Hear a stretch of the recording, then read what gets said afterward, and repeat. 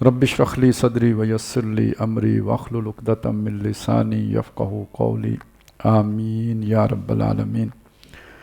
منہج انقلاب نبوی کا ہم مطالعہ کر رہے ہیں۔ فتح مکہ کے بعد کے حالات زیر مطالعہ ہیں، اور جو بات ہم نے پڑھ لی تھی وہ یہ تھی کہ فتح مکہ کے بعد جو سن 8 میں حج ہوا ہے وہ مشرکین ہی کے زیر انتظام ہوا ہے۔ سن 9 کا جو حج تھا وہ حضرت ابوبکر صدیق رضی اللہ تعالیٰ عنہ اس کے امیر بنائے گئے، اور ان کے روانہ ہو چکنے کے بعد سورہ توبہ کی ابتدائی آیات نازل ہوئی ہیں، اور وہ ایک اعلان تھا جو نبی صلی اللہ علیہ وسلم کی طرف سے کیا جانا تھا، اور وہ اعلان کرنے کے لیے حضرت علی رضی اللہ تعالیٰ عنہ کو بھیجا گیا۔ اور اس میں وہ حکم یہ تھا کہ مختلف قسم کے مشرکین تھے۔ ایک مشرکین وہ تھے جن کے ساتھ معاہدہ نہیں تھا، یا تھا تو انہوں نے توڑ دیا تھا، یہ ایک کیٹیگری ہے۔ ایک کیٹیگری وہ تھی کہ جن کے ساتھ معاہدہ میعادی تھا، 2 سال یا 6 مہینے یا 1.5 سال یا جو بھی میعاد مقرر تھی۔ ایک وہ مشرکین تھے جن سے غیر میعادی معاہدے تھے۔ تو جو مشرکین تھے جن سے معاہدہ نہیں تھا یا تھا تو توڑ دیا، ان کو کہا اشہر حرم جو ہیں ان کے بعد تم یہاں نہیں رہ سکتے، قتل کیے جاؤ گے۔ اور جن کے ساتھ میعادی تھا ان کو مقررہ میعاد تک مہلت دی گئی، اور جن کے ساتھ غیر میعادی تھا ان کو 4 مہینے کی مہلت دی گئی کہ یہ جب 4 مہینے گزر جائیں تو پھر اس کے بعد تمہیں جو ہے نا وہ زندہ رہنے کا حق نہیں ہوگا یہاں پہ، اس سے پہلے یہاں سے ہجرت کر جاؤ۔ تو یہ مارنے کا موقع میں نہیں آیا، اس سے پہلے ہی زیادہ تر لوگ مسلمان ہو گئے، اور جو نہیں ہوئے وہ وہاں سے نکل گئے، جزیرۃ العرب ان سے خالی ہو گیا۔ اب یہاں پہ اس کو آگے ہم نے پڑھنا ہے کہ وہ ایک واقعہ جو ہوا تھا کہ چونکہ حضرت ابوبکر روانہ ہو چکے تھے قافلہ لے کے، آیتیں بعد میں اتریں، تو نبی صلی اللہ علیہ وسلم نے حضرت علی رضی اللہ تعالیٰ عنہ کو اپنے نمائندے کے طور پر بھیجا۔ یہ اس طرح کا بڑا اعلان جو ہے نا آدمی کو خود کرنا ہوتا تھا، یا اس کا کوئی قریبی رشتہ دار کرے گا، تو اس کے لیے نبی صلی اللہ علیہ وسلم نے پھر حضرت علی کو بھیجا۔ تو وہ جب جا کے قافلے کے ساتھ شامل ہوئے تو وہاں پہ ایک واقعہ پیش آیا، اس کا ڈاکٹر صاحب ذکر کر رہے ہیں کہ نظم کی اہمیت کیا ہوتی ہے۔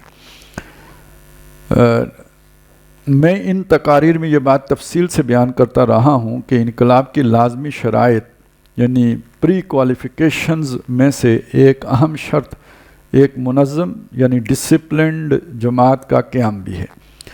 اس واقعے کے ذریعے سے اس نظم کا نقشہ آپ کے سامنے آئے گا جو تربیت و تزکیہ نبوی کے نتیجے میں صحابہ کرام رضوان اللہ تعالی علیہم اجمعین میں راسخ ہو چکا تھا۔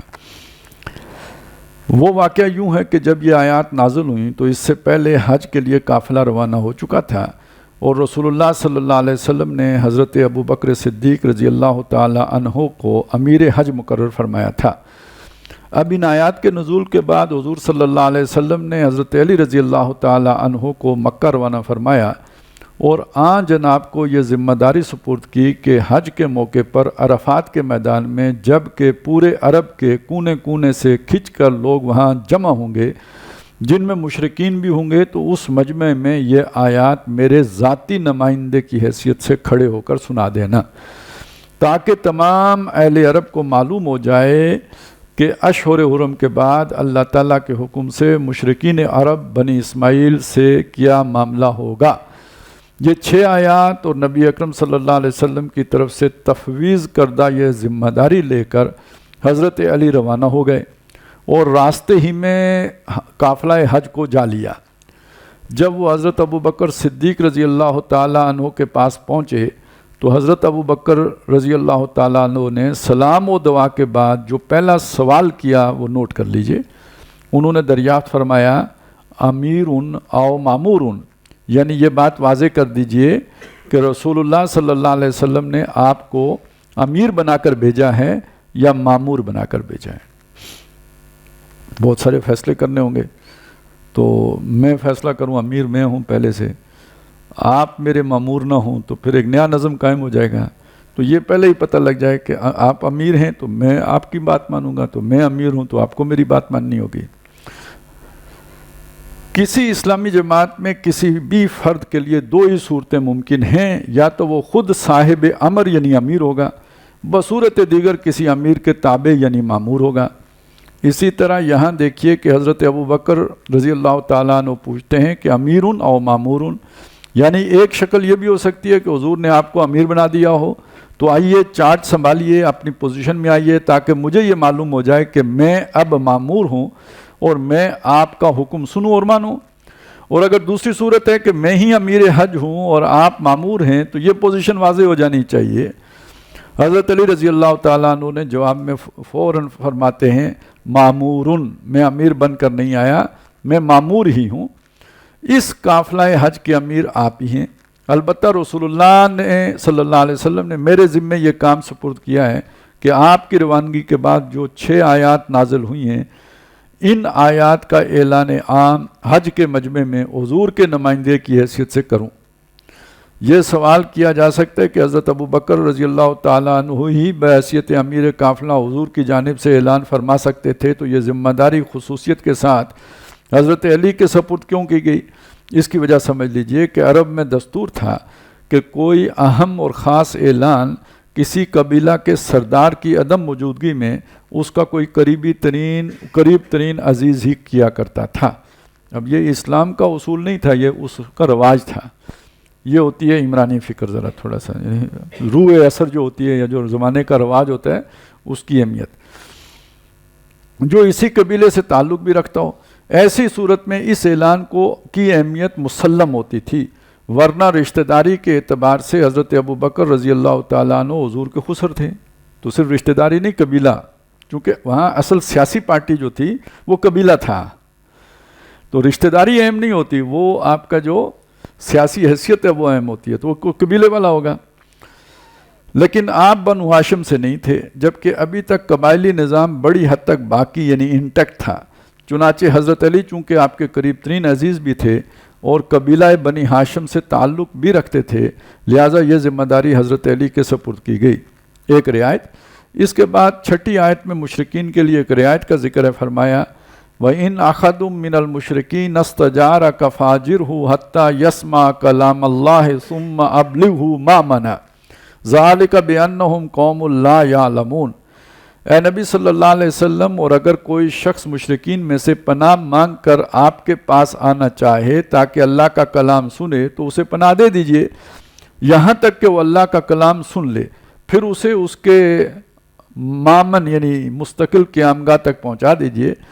یہ اس لیے کہ یہ لوگ علم نہیں رکھتے، یعنی ان کو اسلام کے پیغام کی پوری واقفیت نہیں ہے۔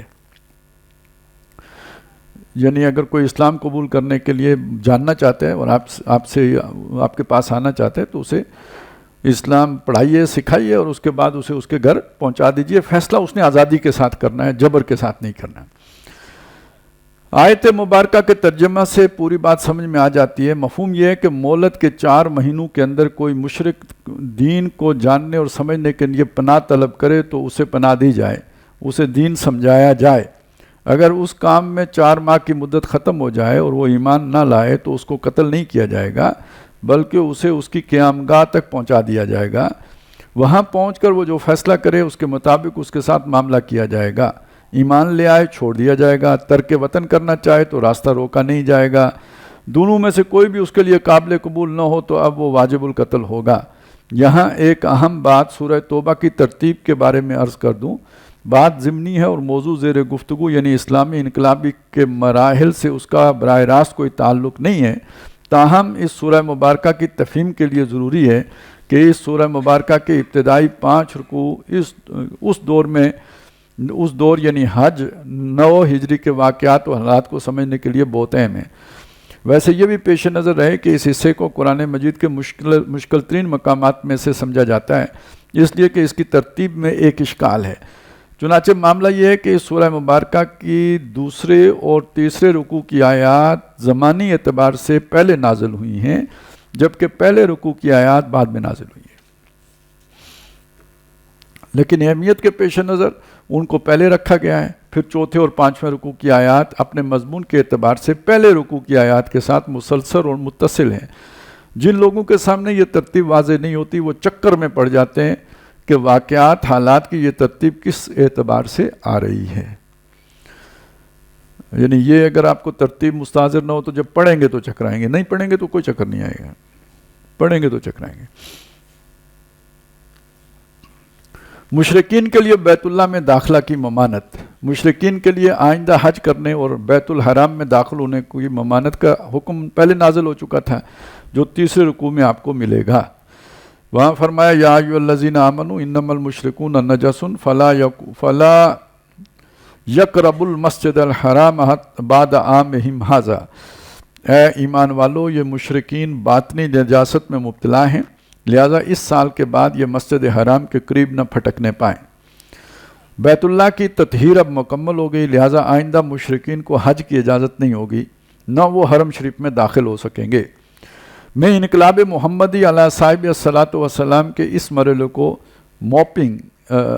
موپنگ اپ آپریشن سے تعبیر کرتا ہوں۔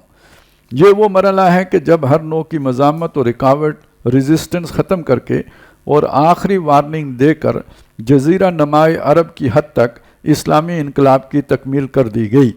اس بات کا اشارہ سورہ مائدہ کی اس آیت مبارکہ میں ملتا ہے، الیوم اکملت لکم دینکم واتممت علیکم نعمتی ورضیت لکم الاسلام دینا، آج میں نے تمہارے دین کو تمہارے لیے مکمل کر دیا ہے اور اپنی نعمت تم پر تمام کر دی ہے اور تمہارے لیے اسلام کو تمہارے دین کی حیثیت سے قبول کر لیا ہے۔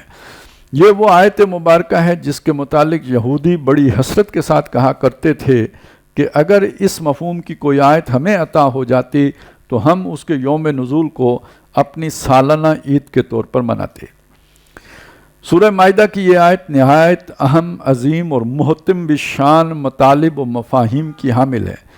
تفصیل کا یہ موقع نہیں ہے، مختصراً عرض ہے کہ اس آیت میں تکمیل دین کا اعلان ہے، یعنی نوع انسانی کو ایک ایسا مستقل اور بھرپور نظام زندگی عطا کر دیا گیا ہے کہ جس میں قیامت تک کے لیے بنی نوع انسان کے جملہ انفرادی اور اجتماعی مسائل کا نہایت معتدل، تفصیلی یا اصولی حل موجود ہے۔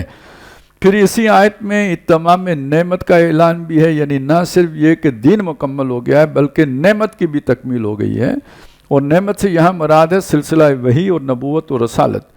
نبوت و رسالت کا بنیادی مقصد لوگوں تک اللہ کے دین کو پہنچانا اور اپنے قول و فعل پر حجت قائم کرنا ہے۔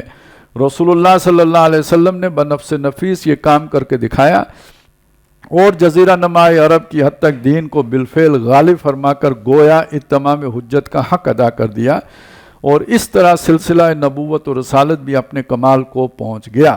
اور اب چونکہ اللہ کا آخری اور مکمل پیغام بنی نوع انسان تک پہنچ گیا تھا، اور اب اس آخری وحی کی حفاظت کا ذمہ بھی اللہ نے لے لیا تھا، اور دوسری جانب حضور صلی اللہ علیہ وسلم کی ذات میں سلسلہ رسالت بھی اپنے کمال کو پہنچ چکا تھا، اور اس میں مزید کسی اضافے یا امپرومنٹ کی گنجائش نہیں تھی، لہٰذا سلسلہ وحی اور نبوت و رسالت کو اب ہمیشہ کے لیے منقطع کر دیا گیا۔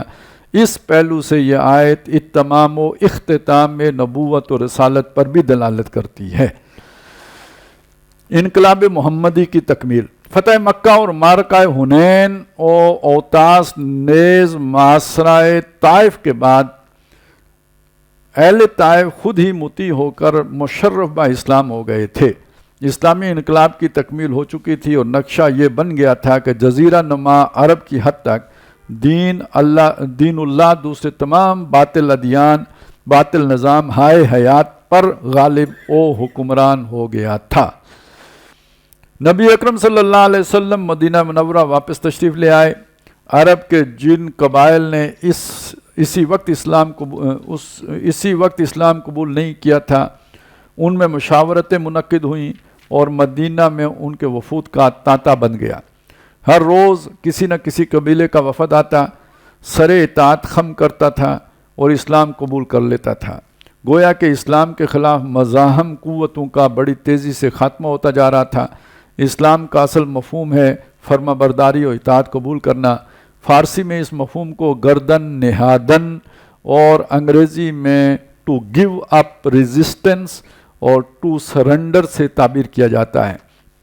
چنانچہ اس کیفیت کو سورۃ النصر میں یوں بیان کیا گیا ہے، اذا جاء نصر اللہ والفتح ورأیت الناس یدخلون فی دین اللہ افواجا، جب پہنچ چکی اللہ کی مدد اور حاصل ہو گئی فتح تو تم نے دیکھا لوگوں کو اللہ کے دین میں داخل ہوتے فوج در فوج۔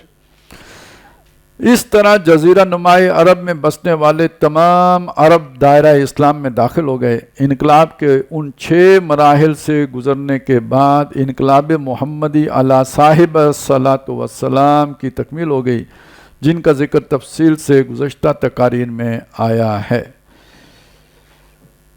دوسرے منکرین و کفار کا معاملہ۔ اب آئیے اس مسئلے کی طرف جسے میں نے مؤخر کیا تھا کہ اندرون جزیرہ عرب جو غیر اسماعیلی آباد تھے ان کے ساتھ کیا معاملہ ہوا؟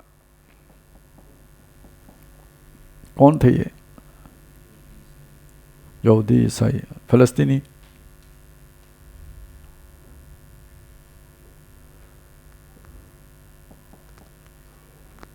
ہیں؟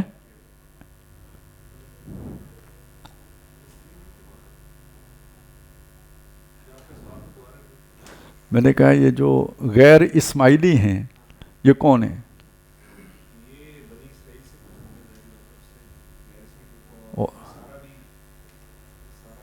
ٹھیک ہے،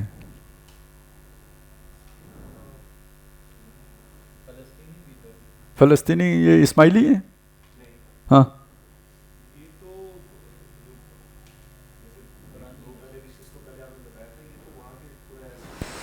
تو یہ بھی غیر اسماعیلی ہوئے نا، ٹھیک ہے نا؟ تو غیر اسماعیلی سے آپ یہ اندازہ لگائیں عرب میں بہت سے غیر اسماعیلی بھی تھے، اوس اور خزرج، ہاں، جتنے عرب کے یہ پرانے قبائل ہیں اصل میں وہ میں نے ایک وہ عرب عاربہ ہیں، ایک عرب بائدہ ہیں، ایک عرب مستعربہ ہیں، تو یہ تو جو بنی اسماعیل اور بنی اسرائیل ہیں یہ مستعربہ ہیں، عرب بائدہ تو ختم ہو گئے تھے، ان میں سے کوئی نہیں بچا، تو عرب عاربہ ہیں یہ باقی سارے۔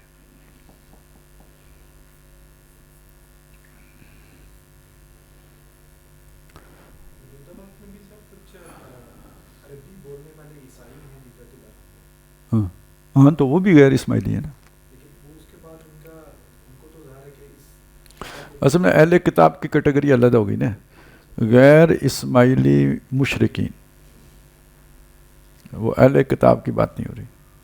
دوسرے منکرین و کفار کا معاملہ۔ اب آئیے اس مسئلے کی طرف جسے میں نے مؤخر کیا تھا کہ اندرون جزیرہ نمائے عرب جو غیر اسماعیلی آباد تھے ان کے ساتھ کیا معاملہ ہوا؟ آپ کو معلوم ہی ہے کہ یہ لوگ کون تھے، یہ یہود و نصارہ تھے، یہ بنی اسماعیل میں سے نہیں تھے۔ اسی طرح حضور صلی اللہ علیہ وسلم کے ہم نسل نہیں تھے۔ حضرت اسحاق علیہ السلام جو حضرت اسماعیل علیہ السلام کے چھوٹے بھائی تھے، ان کے بیٹے حضرت یعقوب علیہ السلام جن کا لقب اسرائیل تھا، جو نسل چلی وہ اسرائیل یا بنی اسرائیل کہلائی۔ یہود و نصارہ اسی نسل سے تھے۔ یہ ٹھیک ہے کہ حضرت ابراہیم علیہ السلام پر جا کر یہ دونوں نسلیں مل جاتی ہیں، لیکن چونکہ اسی وقت سے حضرت اسماعیل اور حضرت اسحاق علیہ السلام کی رہائش گاہوں میں اتنا بعد مکانی تھا کہ جس کے باعث علیحدہ 2 نسلوں کی حیثیت سے ان کی ذریت پھیلی، لہٰذا اسی دور سے یہ جدا جدا نسلیں شمار ہوتی چلی آ رہی ہیں۔ پھر بنی اسرائیل کے پاس پہلے سے آسمانی کتابیں اور صحیفے موجود تھے، یہود کے پاس شریعت کا ایک ڈھانچہ موجود تھا، چاہے ان چیزوں میں تعریف ہو چکی تھی لیکن بہرحال وہ اہل کتاب تھے اور قرآن مجید نے ان کی اس حیثیت کو تسلیم کیا ہے، لہٰذا ان کی کیٹیگری کو علیحدہ رکھا گیا اور ان کے متعلق سورہ توبہ کی آیت نمبر 29 میں احکامات آ گئے۔ انہی 5 رکوعوں میں یہ آیت بھی شامل ہے۔ قاتل الذین لا یؤمنون باللہ ولا بالیوم الآخر ولا یحرمون ما حرم اللہ ورسولہ ولا یدینون دین الحق من الذین اوتوا الکتاب حتی یؤتوا الجزیۃ عن ید وہم صاغرون۔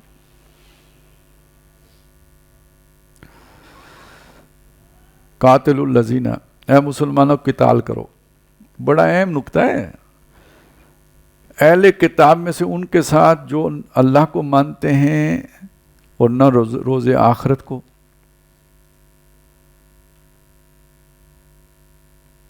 یہ اہل کتاب کی کون سی قسم ہے جو نہ اللہ کو مانتی ہے تو نہ روز آخرت کو مانتی ہے؟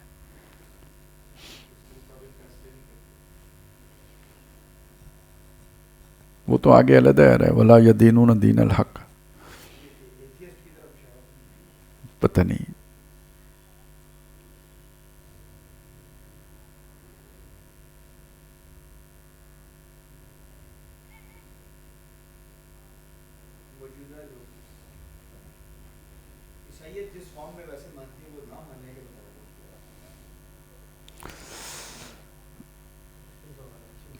نا.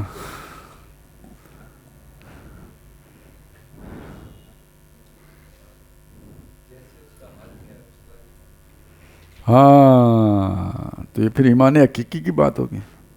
اس لیے کہ ایمان اگر اللہ پر اور آخرت پر حقیقی ایمان ہوتا تو اللہ کے آخری رسول کو مانتے. جب آخری رسول کو نہیں مانا تو اس کا مطلب ہے وہ اللہ کو بھی نہیں مانتے اور رسول آخرت کو بھی نہیں مانتے. اب آپ کو سمجھ آئی بات کی؟ اچھا میں نے آپ کا اتنا ٹائم کیوں لے لیا اس بات پر؟ مطلب اس کی وضاحت نہ بھی کرتا تو آپ کو ذرا آرام سے آپ کے ذہن کو رہنے دیتا, تھوڑی دیر میں آپ سو جاتے, فائدہ ہوتا. تو کیوں مطلب آپ کو مشقت میں ڈالا؟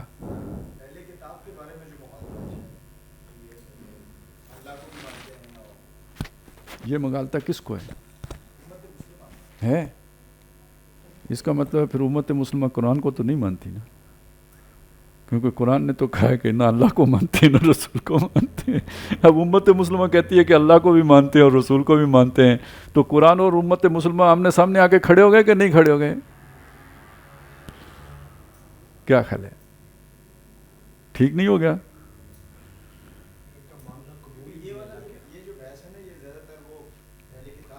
یہ کوئی ایک جگہ نہیں ہے یہ بحث. وَمِنَ النَّاسِ مَن يَقُولُ آمَنَّا بِاللَّهِ وَبِالْيَوْمِ الْآخِرِ وَمَا هُمْ بِمُؤْمِنِينَ. وہ بھی اہل کتاب کا ذکر ہے وہاں بھی. یہ اکثر سمجھا نا, یہ منافقین کا ذکر ہے. وہ بھی اہل کتاب ہیں اصل میں. وَإِذَا خَلَوْا إِلَىٰ شَيَاطِينِهِمْ. کون ہے وہ شیطان جن کے پاس خلوت میں ہوتے ہیں؟ ان کے علماء ہیں.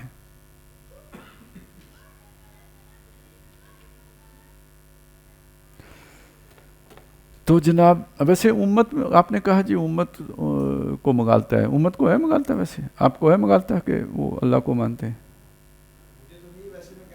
امت میں سے کس کو یہ مغالطہ ہے؟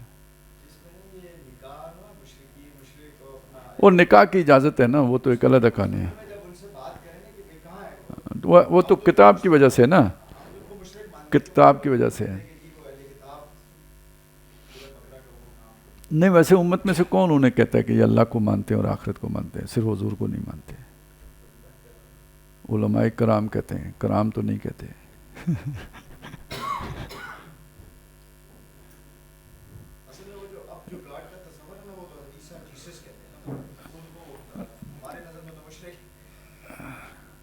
وہ تو جو بھی ہے, میں یہ پوچھ رہا ہوں امت میں سے کون کہتا ہے کہ وہ اللہ کو اور آخرت کو مانتے ہیں؟ ہاں کڈو نا, تاکہ انہوں دا پروگرام تو بڑھے. یہ اب سمجھے آپ کون کہتے ہیں؟ غامدی صاحب کہتے ہیں. ہاں طاہر بس ظاہر ہے ملکہ برطانیہ سے سٹیمپ لگا کے ویزا لے کے ادھر رہنا ہے, ایویں تو نہیں رہا جاتا نا. تو اتنا بھی نہ کریں. ادھر تو میرے پاس ایک دفعہ کسی نے پورا پھڑپھڑا بھیجا تھا کہ ملکہ برطانیہ جو ہے وہ سید زادی ہے. ہاں وہ پتہ نہیں اسپین کے زمانے سے پتہ نہیں کوئی ادھر جوڑ کے عربوں میں نکال کے حضرت حسن تک پہنچا دیا تھا. آئی تھی نا رپورٹ. یہ جناب کیا خیال ہے؟ تو اتنے تو ایمان سے بات آگے بھی نکل گئی ہے کافی ساری. تو آپ نے اگر کینیڈا کی شریعت لینی ہو تو بس یہ دو کام کرنے ہیں. وہ اہل ایمان ہے, اللہ کو بھی مانتے ہیں اور آخرت کو بھی مانتے ہیں, اور دوسرا یہ کہ ملکہ صاحبہ جو ہے نا سید زادی ہے. ویزا پکا کنوں چاہیے. سستا سودا ہے, لیکن اس سے پہلے تھوڑا سا دانشور بننا ہو. ہر آدمی کا یہ سودا قابل قبول نہیں ہے. ہاں کچھ چھوٹی موٹی فالوئنگ ہو, اس کے بعد آپ یہ سودا کر کے تو ہیں جی انفلوئنشل پرسنالٹی ہو تو ساتھ ہے ذرا تھوڑی جی تعبیر جدید ہو, ٹھیک ہے نا. تو بلکہ وہ جو تعبیر کی غلطی ہو تو کم سیدھا, ایک ہاتھ میں جنت ہے اور ایک ہاتھ میں دوزخ ہے, تو جنت کھری ایستھیٹک سینس. اچھا جی چلیں, یہ تو سمجھ آ گئی نا کہ وہ ایمان والے نہیں ہیں. یہ مت سمجھیں کہ وہ اللہ اور آخرت پر ایمان رکھتے ہیں. اگر اللہ اور آخرت پر ایمان رکھتے ہوتے تو محمد رسول اللہ کو مانتے. جیسے جن کا تھا انہوں نے مانا.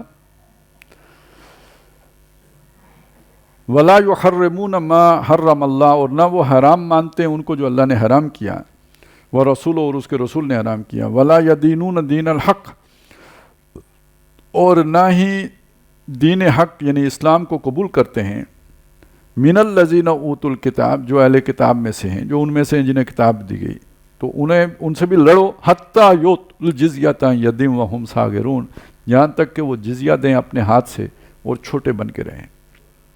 یہ وہ آیت ہے جو آج کے دور میں اسلام کا جو سیاسی نظام ہے اس کی سب سے مشکل ترین دوسری نمبر آیت ہے۔ پہلی نمبر آیت کون سی ہے کہ اللہ اور رسول سے آگے بڑھ کے قانون سازی نہ کرو، یہ منوانا آج کے انسان سے بہت مشکل ہو گیا ہے۔ تو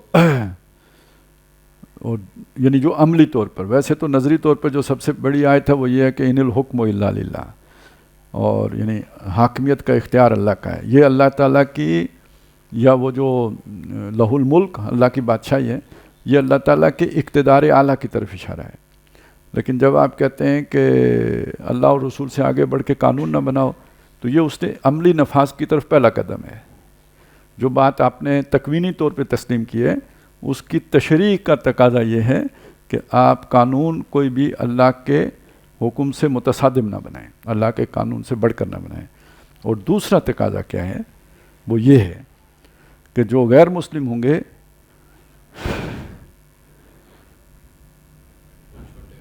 وہ چھوٹے ہو گئے، ایکول نہیں ہوں گے۔ یہ اس معنی میں قائد اعظم کی وہ تقریر جو ہے نا خاصی متنازع مانی جاتی ہے کہ you are free to go to your temples, you are free to go to your mosques, یہاں تک تو ٹھیک ہے، are any other place of worship in this state of Pakistan, یہاں تک بھی ٹھیک ہے۔ We are equal, we have equal obligations and equal rights, یہ رائٹ نہیں ہے سر، یہ گڑبڑ ہے، ٹھیک ہے نا۔ یہ والی چیز جو ہے نا، یہ والا حصہ محل نظر ہے بڑا سخت۔ لیکن آپ اگر کہیں کہ آج کوئی جو مسلمان نہیں ہوگا وہ جناب دوسرے درجے کا شہری ہوگا، تو یہ بات آج کے مسلمانوں سے بھی منوانی بہت مشکل ہے۔ اور یہ جو میں کہتے ہیں نا کہ جی عمرانی فکر کا مطلب آپ یہ لیتے ہیں کہ دین میں تبدیلی کریں گے، تو یہ دین ہے، اس میں تبدیلی کوئی نہیں کر سکتا۔ عمرانی فکر عصر حاضر کو پہچاننا، اس کے مطابق جو ہے نا وہ سٹرکچر بنانا، یہ لازمی ہے، لیکن کسی اصول کو توڑے بغیر، کسی حکم کو توڑے بغیر، یہ حکم ہے، یہ قرآن کا اصول ہے کہ جو غیر مسلم ہیں وہ مسلمانوں کے برابر حقوق ان کے نہیں ہوں گے، انہیں جزیہ دینا ہوگا۔ عمرانی فکر کے اصول پر اسے نہیں بدلا جا سکتا۔ سمجھ رہے ہیں؟ اب بات سمجھ میں آ رہی ہے نا؟ یہ ذہن میں رکھیں، وہ عمرانی جو تقاضے ہیں وہ یہ ہیں۔ اللہ کی حاکمیت کا اس دور میں طریقہ کیا تھا، آج کے دور میں طریقہ کیا ہوگا، یہ چیزیں ہیں، یہ دیکھنے کی چیز۔ وہ جو فرق ہوگا طریقہ نفاذ کے طریقے کا، وہ اس کے پر عمل درآمد کے طریقے کا، وہ بالکل اس پر تو ہو سکتا ہے، اس دور میں اور تھا، آج میں اور ہوگا۔ لیکن یہ کہ اللہ کی حاکمیت تسلیم کرنی پڑے گی، یہ اصول ہے۔ تو اسی طرح یہ بھی اصول ہے کہ مسلم اور غیر مسلم برابر نہیں ہو سکتے۔ اب یہ آج کے زمانے سے ہضم نہ ہو، بے شک نہ ہو، یہی اصول ہے، اس پہ کمپرومائز نہیں ہو سکتا۔ تو کچھ آئیے یہ عمرانی سوچ کے حوالے سے کلیئرٹی کہ بھئی اس کا مطلب کیا ہوتا ہے، یہ ہوتا ہے۔ اچھا جی، ہم صاغرون، چھوٹے بن کے رہیں گے۔ بنی اسماعیل کے لیے دو اختیارات میں سے ایک کو قبول کرنا تھا کہ یا ایمان لائیں یا قتل ہونے کے لیے تیار رہیں۔ تیسرا اختیار اس کے نتیجے میں آپ سے آپ بن گیا تھا کہ ملک چھوڑ کر چلے جائیں، دفع ہو جائیں۔ عرب میں رہتے ہوئے کوئی تیسرا آپشن ان کے لیے نہیں تھا۔ عرب میں کسی نوع کی غیر اللہ کی پرستش نہیں ہو سکتی، چاہے وہ اصنام پرستی ہو، چاہے مظاہر قدرت کی۔ لیکن بنی اسرائیل کے ساتھ معاملہ مختلف رکھا گیا، انہیں رعایت دی گئی اور ان کے سامنے 3 صورتیں رکھی گئیں۔ پہلی یہی کہ ایمان لے آؤ تو ہمارے برابر کے بھائی ہو، کوئی مغایرت یعنی دوری باقی نہیں رہے گی، حقوق و فرائض میں سب مکمل طور پر مساوی ہوں گے۔ یہ منظور نہیں تو دوسری صورت یہ ہے کہ چھوٹے بن کر رہو، دین حق کے غلبے کو تسلیم کرو، نظام اجتماعی یعنی لا آف دا لینڈ اللہ کے دین کے مطابق نافذ و رائج ہوگا اور تمہیں اس کی اطاعت کرنا ہوگی اور اپنے ہاتھ سے جزیہ ادا کرنا ہوگا۔ دین اللہ کے تحت تم یہودی یا عیسائی ہو کر رہ سکتے ہو، تمہارے احوال شخصیہ یعنی پرسنل لا میں اسلامی حکومت کوئی مداخلت نہیں کرے گی، اس کی اجازت ہے۔ یہ یعنی وہ جو لا اکراہ فی الدین آیا یہ اسی کی تشریح ہو گئی۔ لیکن تم چھوٹے بن کر اور جزیہ ادا کر کے اسلامی حکومت کے تحت رہ سکتے ہو، اور اگر یہ بھی منظور نہ ہو تو پھر تیسری صورت قتال کی ہے، اس کے سوا چوتھی شکل اور کوئی نہیں۔ اسی میں از خود یہ بات بھی مضمر ہے کہ اسلامی حکومت کے حیطہ اختیار میں سے نکل کر کہیں اور کسی اور جگہ جا کر آباد ہو سکتے ہو۔ بین الاقوامی مرحلہ، یہ اب جزیرت نما عرب کے اندر کی بات تھی، اب وہاں سے انٹرنیشنل جو اس کا مرحلہ ہے۔ اصل میں یہی وہ آیت ہے جو بین الاقوامی مرحلہ میں بنیاد بنی ہے کہ بعد میں خلافت راشدہ کے دوران جب صحابہ کرام رضوان اللہ تعالیٰ علیہم اجمعین کی فوجیں اعلاء کلمت اللہ اور اظہار دین الحق کے لیے نکلی ہیں تو وہ ہمیشہ یہی 3 شرائط یعنی آپشنز پیش کرتے تھے۔ ایمان لے آؤ، تم ہمارے برابر کے بھائی ہوگے، تمہاری تمام املاک جوں کی توں تمہاری ملک میں رہیں گی، ہم کسی کو ہاتھ تک نہیں لگائیں گے، ہمارا تمہارا معاملہ ہر لحاظ سے اور ہر اعتبار سے بالکل مساوی ہو جائے گا۔ اگر یہ منظور نہیں کرتے تو تمہیں چھوٹے بن کر رہنا پڑے گا، غالب دین اللہ کا ہوگا، حکومت اللہ کی ہوگی، تم ماتحت رہ کر اور لے کر خواہ عیسائی بن کر رہو، یہودی رہو، مجوسی رہو، ہندو رہو، سکھ رہو، جو چاہو رہو، اس کی اجازت ہوگی۔ تمہارے احوال شخصیہ میں اسلامی حکومت قطعی مداخلت نہیں کرے گی، لیکن تمہیں چھوٹے ہو کر اور اللہ کے دین کو بحیثیت نظام اجتماعی ذہناً قبول کر کے اسلامی حکومت رہنے کی اجازت ہوگی۔ لا آف دا لینڈ اسلام ہی ہوگا۔ اگر یہ دونوں باتیں تمہارے لیے قابل قبول نہیں ہیں تو قتال کے لیے میدان میں آؤ، تلوار ہمارے اور تمہارے مابین فیصلہ کر دے گی، چوتھی کوئی شکل نہیں ہے۔ تو یہ شرائط در حقیقت اسی آیت مبارکہ پر مبنی ہیں کہ قاتل الذین لا یؤمنون باللہ وبالیوم الآخر ولا بالیوم الآخر ولا یحرمون ما حرم اللہ ورسولہ ولا یدینون دین الحق من الذین اوتوا الکتاب حتی یؤتوا الجزیۃ عن ید وہم صاغرون۔ اسی سورہ توبہ میں آگے جا کے ایک آیت اور بھی آتی ہے کہ قاتل الذین یلونکم من الکفار، کہ تمہارے پڑوس میں جو کافر رہتے ہیں ان کے ساتھ جنگ جاری رکھو۔ یعنی یہ جیسے وہ تھا نا قاتلوہم حتی لا تکون فتنۃ ویکون الدین کلہ للہ، تو مسلمان اب عالمی غلبے تک چین سے نہیں بیٹھے گا۔ تو یہاں تک تو بات میں کوئی شک، کوئی شبہ، کوئی ہے ہی نہیں، کوئی امن شمن کی بات نہیں ہے جی۔ ویسے اگر ایک پیور اسلامی ریاست قائم ہوتی ہے نا تو وہ اقوام متحدہ کا چارٹر سائن کر ہی نہیں سکتی۔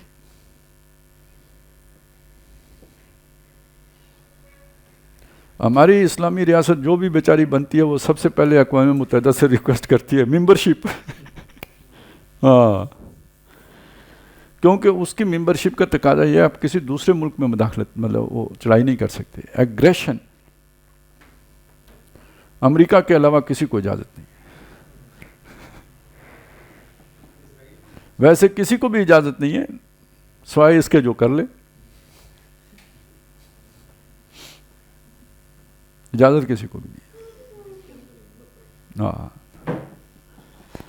سوائے اس کے کہ جو اقوام متحدہ کو ٹھنگے پہ لکھے۔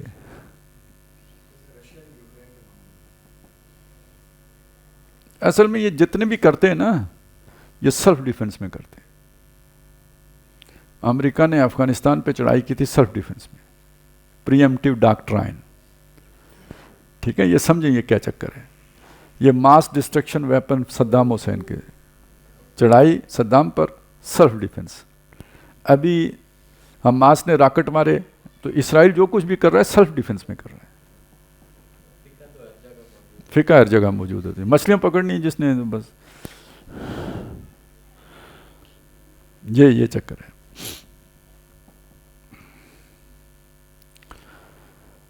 اسی آیت مبارکہ سے در حقیقت ہماری گفتگو کا تعلق انقلاب محمدی علیہ صاحب الصلاۃ والسلام کے بین الاقوامی مرحلے یعنی انٹرنیشنل فیز سے قائم ہوتا ہے، جس کے بارے میں انشاءاللہ تعالی اگلے ہفتے کو بات ہوگی. نہیں، اگلے سے اگلے ہفتے کو بات ہوگی. اگلا ہفتہ تو ہم انشاءاللہ لاہور میں ہوں گے. انہوں نے کہا ہے کہ اگلے جمعے میں گفتگو ہوگی.